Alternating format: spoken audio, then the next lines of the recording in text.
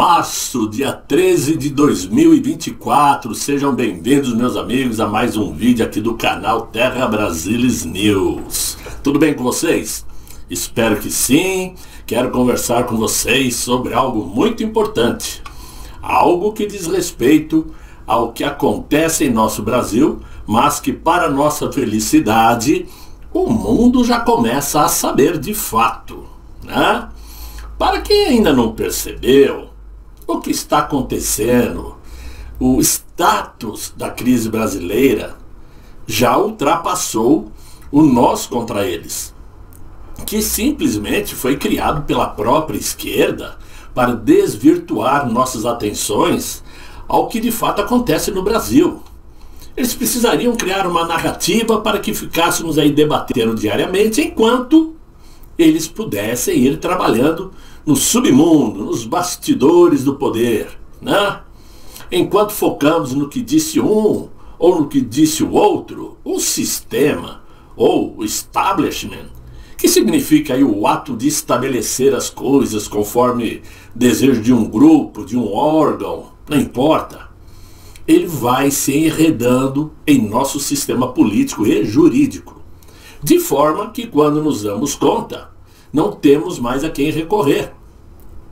Isso que está acontecendo hoje não começou somente quando Jair Bolsonaro foi eleito em 2018. Não, isso começou lá atrás, né? Ao término do governo militar e começo dos governos civis. Muitos estão dizendo que de nada valeu alguns congressistas terem participado ontem lá em Washington de uma coletiva de imprensa. Mas eu posso dizer a vocês o seguinte: por menor que seja o efeito, foi aceso lá o pavio, sim, um pavio que pode transformar o que se faz escondido no Brasil visível ao mundo todo. Para se ter uma ideia, dizem que os congressistas não conseguiram falar dentro do Congresso americano, na Comissão de Direitos Humanos, porque a Embaixada Brasileira interferiu. Entrou em contato com a Embaixada Americana pedindo para que eles impedissem os congressistas de se manifestarem dentro do Congresso. Para vocês terem uma ideia. Mas felizmente eles falaram para jornalistas e os vídeos correram o mundo todo, ou estão correndo. Para se ter uma ideia, como as informações chegam para todo lado, até o bilionário, o homem mais rico do mundo, o Elon Musk, que é dono do SpaceX, o CEO das Tesla, né? Vice-presidente da OpenAI, inteligência artificial, né? Fundador da Neuralink, cofundador do SolarCity, ou seja, o cara é dono do mundo, o cara manda em tudo, né? Ele mesmo criticou a pena aplicada pelo Supremo Tribunal Federal contra um motoboy. Sim, o Wellington Luiz Firmino, esse que está na capa do vídeo, que simplesmente se filmou em cima do topo do Congresso Nacional, né? Tirando uma selfie, filmando o que estava acontecendo lá embaixo durante aqueles movimentos no 8 de janeiro. O Elon Musk teve acesso a uma informação de que o Wellington, naquele momento um simples fotógrafo, né, digamos assim, e apoiador de Jair Bolsonaro, foi condenado a 17 anos de prisão, simplesmente por ter subido no topo do Congresso. Ora, segundo o Elon Musk, ele não tinha segundo a informação lida por Elon Musk, o Wellington não tinha antecedentes e, obviamente, não merecia isso. O tribunal, segundo Elon Musk, está aí enviando uma mensagem a qualquer pessoa que se atreva a protestar contra esse establishment, né? Ou seja, um sistema esquerdista que está acordado, está combinado com diversas frentes diferentes mundo afora. Com isto, diz Elon Musk, a menos que falte alguma coisa aqui, a punição é muito superior ao crime, escreveu o bilionário ao responder a essa publicação sobre a condenação de 17 anos ao motoboy por simplesmente participar daquele movimento. Ora, Isso mostra o seguinte: se o Elon Musk, que é o Elon Musk, não sou eu, se ele leu, se ele viu, quanto mais os pobres mortais, que através das redes sociais já tomaram conta de todas as imagens desde o 25 de fevereiro, que foi uma manifestação estrondosa, assim como estão tomando conhecimento das palavras dos congressistas que estavam lá em Washington no dia de ontem. Portanto, meus amigos, não importa o quanto o sistema jogue contra o conservadorismo brasileiro e mundial, porque não é só aqui, mas importa sim que não somente nós brasileiros, mas muitas pessoas ao redor do mundo já estão enxergando o que pretende esse sistema esquerdista ideológico e que obviamente não conseguirão atingir seus objetivos, pois nós conservadores somos maioria e continuaremos denunciando ao mundo todo tudo que acontece de ruim em nosso país, em nossa pátria. Diferentemente de comunistas famosos lá de trás, né, que praticavam o comunismo, digamos, político, o comunismo de hoje, por essas ditaduras de Maduro, de Chávez, né, lá em Cuba, lá em Nicarágua, isso é um comunismo ideológico. Ou seja, é um comunismo onde quer se colocar no poder um ditador. Bem diferente de um ditador como Putin na Rússia, já que a Rússia se abriu para o capitalismo também, como na China, que é um ditador, mas o país se abriu para o capitalismo também. Ou seja, eles são estudados, são inteligentes, mas mesmo assim o país é comunista.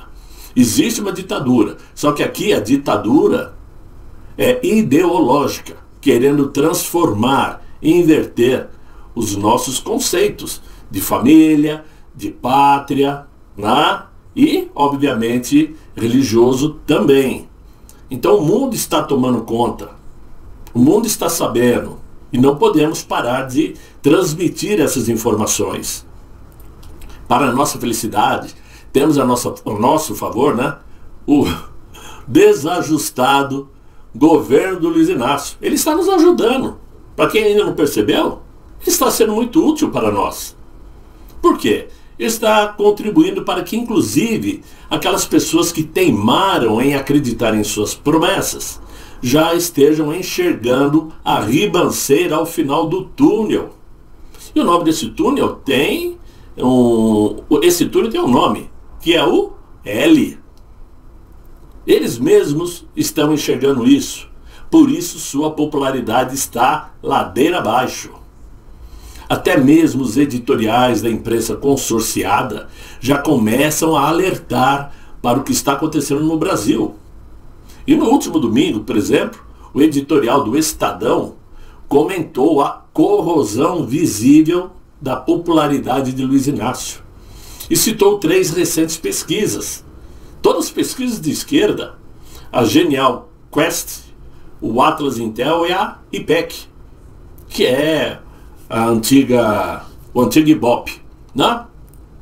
O jornal afirmou que Luiz Inácio deve estar um tanto aflito porque os resultados mostraram que o petista tem aí uma enorme dificuldade de conquistar os eleitores que o rejeitaram em 2022 e ao mesmo tempo começa a enfrentar problemas também para satisfazer e manter os que acreditaram nele e que deram apoio a ele.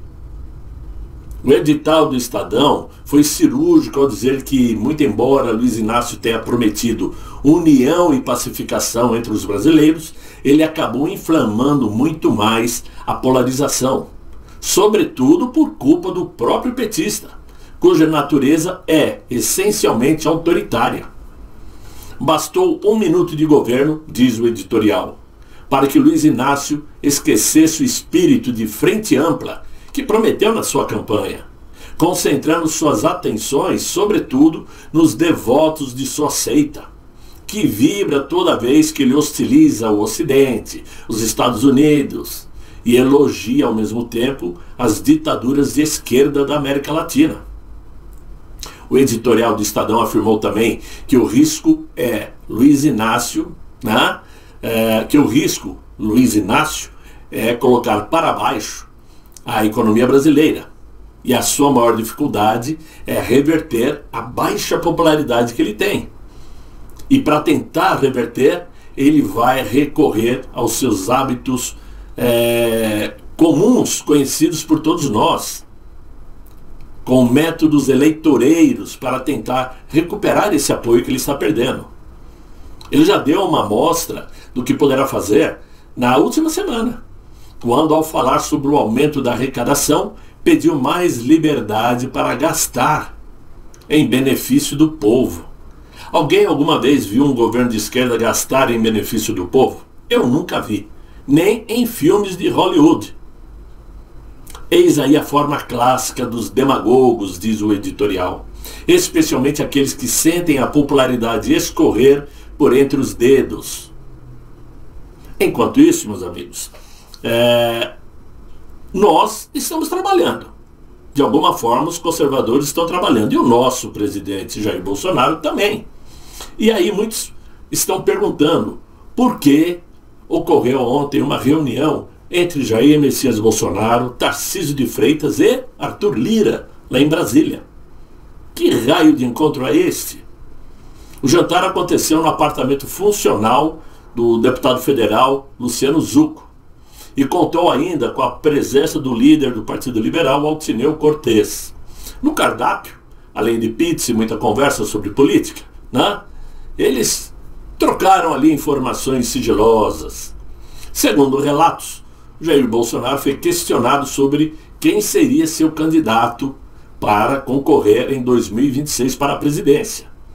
Claro que o mito respondeu que ainda é muito cedo para decidir isto e que um eventual anúncio agora, tão distante das eleições, pode ser um perigo, pode até esvaziar seu poder político. A guerra interna no partido União Brasil também foi tema do jantar. Segundo relatos, todos, incluindo Jair Bolsonaro, demonstraram preocupação com os últimos acontecimentos. E para quem ainda não sabe, ou não leu, não ouviu, na última segunda-feira, a casa de praia do presidente do União Brasil, o Antônio Rueda, lá em Pernambuco, foi incendiada. A casa de sua irmã também foi incendiada. E a suspeita é que tenha sido aí um incêndio criminoso. E, inclusive, aliados do Antônio Rueda acusam o deputado federal Luciano Bivar, que perdeu o comando da legenda, né? Acusam ele de ser o responsável pelos acontecimentos. Olha só que acusação grave. Tanto é que já entraram com o pedido de cassação de Luciano Bivar, que ainda é parlamentar na Câmara. Antes do jantar com o Tarcísio de Freitas e o Arthur Lira, Jair Bolsonaro se reuniu também na terça-feira, ontem, né, com o senador Ciro Nogueira. Horas. O que ele tinha que conversar com o Ciro Nogueira? O encontro aconteceu no gabinete do ex-presidente, lá na sede que ele ocupava no Partido Liberal, em Brasília. Na conversa, segundo relatos obtidos aí pela coluna do Metrópolis, Bolsonaro e Ciro discutiram cenários para as eleições de 2026, quando o senador terá de renovar seu mandato. De senador, claro. Só que Ciro Nogueira perguntou ao presidente se o Tarcísio de Freitas seria candidato à presidência ou iria tentar sua reeleição. O ex-presidente, mais uma vez, desconversou e disse estar muito cedo para tomar essa decisão. Mas o interesse do senador no futuro eleitoral do Tarcísio de Freitas é que justamente o Ciro foi convidado para trabalhar no governo de Tarcísio de Freitas. E, obviamente, se ele fosse trabalhar no governo Tarcísio de Freitas, ele gostaria de ser o vice-governador em uma reeleição de Tarcísio de Freitas em São Paulo. Porque caso Tarcísio resolvesse partir para uma eleição presidencial, o Ciro Nogueira ficaria a ver navios, inclusive no seu estado, em Piauí. Ele poderia perder a chance de ser reeleito senador. Caso aliado para a reeleição, claro. Como assim em política, nada do que se escreve hoje a gente consegue ler amanhã? Existem outros motivos para que o Ciro Nogueira queira ocupar o cargo de vice-governador. Até porque ele foi sondado para assumir a Secretaria da Casa Civil do governo de Tarcísio de Freitas, como revelou aí a colunista Bela Megali, né? Aliados de Ciro Nogueira lembraram para ele, olha, tome cuidado, porque numa dessas você pode dançar e perder a chance de ser reeleito senador. E aí você dança. Essa é a conversa, né? De qualquer maneira, essas conversas sempre acontecem, nós nunca temos certeza de nada, fica tudo na base do eu acho, eu ouvi, alguém disse, alguém falou, mas fato é que a briga, vamos dizer assim, a briga que existe hoje no Brasil é justamente os conservadores manterem sua postura conservadora, lutar pelos seus valores, que sempre lembramos aqui, Deus, pátria, família, como diz o presidente, né? Porque, obviamente, a esquerda quer destruir todos esses nossos valores, e isso não pode acontecer, evidentemente. Mas, enquanto alguns acham que estamos perdendo a batalha, que ninguém nos ouve, não. O mundo está ouvindo, e essa reação também está acontecendo lá fora. Olha que, de repente, o mundo inteiro pode começar a reagir ao mesmo tempo. Portanto, nada do que se diz hoje se lê amanhã. Meus amigos, é o que eu tinha para vocês. Espero que vocês tenham gostado desse vídeo. Se não gostaram, infelizmente, é o que eu tinha para hoje. Mas se gostaram, deixem aí os likes, se inscrevam no canal, né? Não deixem de compartilhar o link desse vídeo. Quem puder ajudar o canal, eu agradeço.